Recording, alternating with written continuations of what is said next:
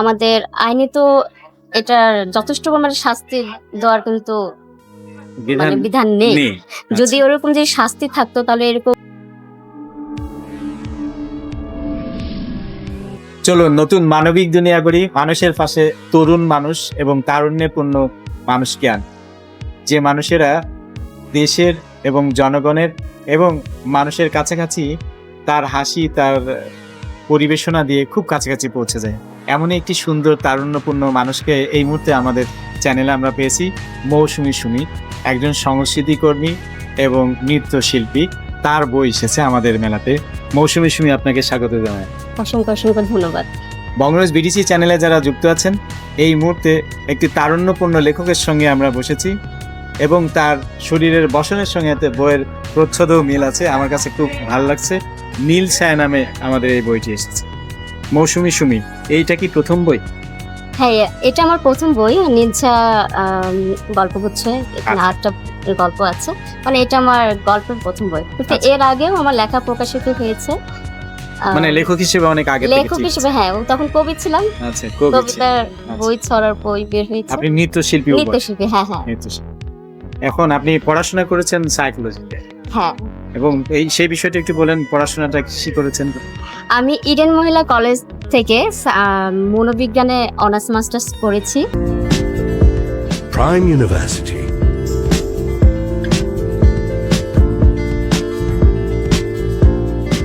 The Faculty of Law takes students through existing, relevant and newer concepts in the legal discipline.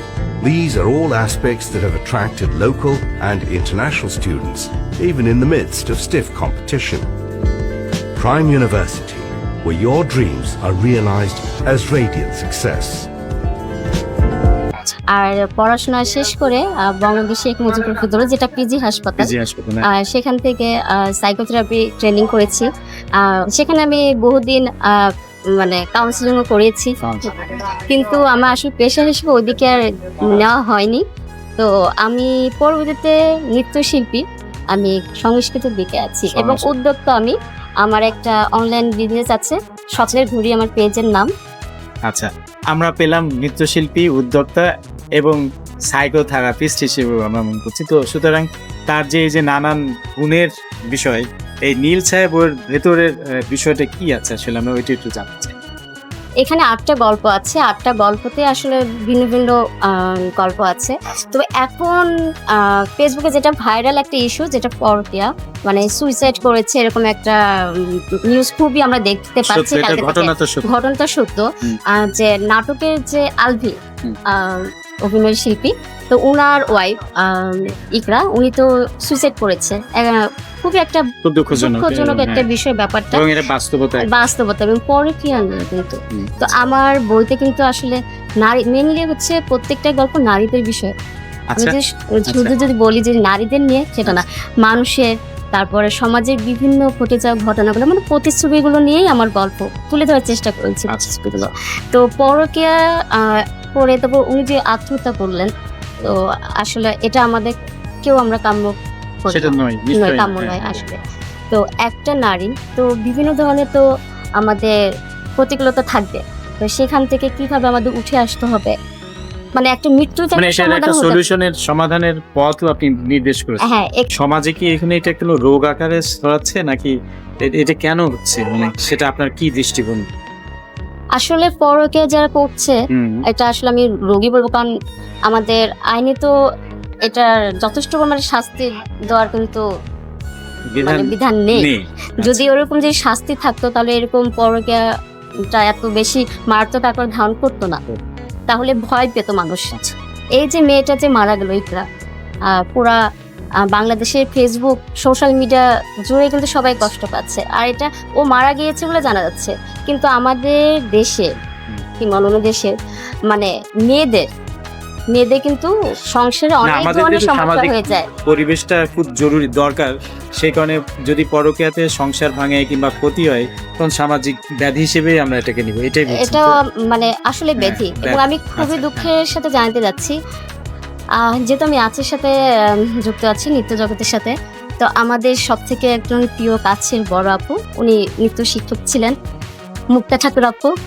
ওনার কথা মনে পড়তে আসলে কণ্ঠটা ভারী হয়ে যাচ্ছে। ওনারও কিন্তু মানে এই পরকীয়ার জন্যই ওনা কিন্তু পৃথিবী ছেড়ে চলে গেল। উনি ডিসেম্বরের 30শে ডিসেম্বর 2025 উনি সুইসাইড করেছিলেন। ওনার কারণটাও ছিল ভালোবেসে বিয়ে করেছিল, কিন্তু ওনার স্বামী কিন্তু পরকীয়ার জন্যই কিন্তু ওনাকে আঘাত পেয়ে মরতে হলো। কারণ আমাদের মেয়েরা কিন্তু আমরা অনেক কোমল মনের মানুষ, কোমল আচ্ছা, হৃদয়ের। আচ্ছা। আমরা আসলে চাই না কিন্তু যে পরকের অপর পাটেও কিন্তু একটা মেয়েই থাকে। একটা মেয়ে থাকে, কিন্তু হ্যাঁ। আমি জানি না ওই মেয়েরা কেন জানে যে আমার সংসার আছে কিন্তু আপনি একজনের, হ্যাঁ। মনোবিজ্ঞানী হিসেবে আমি এই প্রশ্নটা করতে চাচ্ছি যে আমাদের সমাজে ব্যাধিটা আসছে, সেক্ষেত্রে আমাদের পুরুষদেরকে নিয়ন্ত্রণের কাছে যেতে হবে মনে হচ্ছে যে আপনার কথা অনুযায়ী। আর একটা মেয়েদেরও কি সচেতন হওয়া দরকার কিনা যে মানে এই একটা মেয়েরই তো ক্ষতি হচ্ছে, আর একটা মেয়েই কিন্তু সেই ব্যাপারে একটু কম্পোনেন্ট হিসেবে আমি বলছি যে উনিও কিন্তু একজন নারী। তো সেই ক্ষেত্রে তাহলে এইগুলো কিভাবে আমরা মানে সমাজকে বোঝাবো যে এই জিনিসটা কি কি নির্দেশনা আপনি দিয়েছেন বা আপনি মনে করেন যে পুরুষকে এটা নিয়ন্ত্রণ থাকা দরকার, কিংবা সামাজিকটাকে মানা দরকার, দায়িত্ববান হওয়া দরকার, বা এটাকে আইনি একটা কাঠামো আনা দরকার কিনা, আপনি যেটা একটু আগে বলছিলেন এটাকে আপনি মনে করেন কিনা, বা এই বিষয়টা একটু বলেন। আসলে মেয়েদেরকে আসলে মানসিকভাবে স্ট্রং হতে হবে। স্ট্রং। আচ্ছা, যারা কারণ মানসিকভাবে স্ট্রং যদি থাকে তাহলে যে কোনো সমস্যার সমাধান করতে পারে। আমাদের জীবনে কিন্তু নানা ধরনের সমস্যাই আছে, আচ্ছা, আসে, তো সেগুলো কিন্তু এই বইটি কোন স্টলে পাওয়া যাচ্ছে? আচ্ছা, এই বইটি পাওয়া যাচ্ছে প্রতিভা প্রকাশ, স্টল রং 922, 923, 924, 922, 923। 23, 24। আপনারা যারা যুক্ত আছেন জানেন, বঙ্গনিউজ বিটিসি চ্যানেলে যারা কথা বলেন তাদের লেখকের নাম্বারটি স্ক্রলিং হচ্ছে এবং আপনারা সরাসরি লেখকের সঙ্গে যোগাযোগ করতে পারবেন। এবং বইটি বঙ্গনিউজ বিটিসি চ্যানেলেও পাওয়া যাবে মেলা চলাকালীন সময়। এছাড়া বঙ্গপিডিয়াতেও আমরা এই বইয়ের কপি আছে, আপনারা সেখান থেকে বইটি সংগ্রহ করতে পারেন।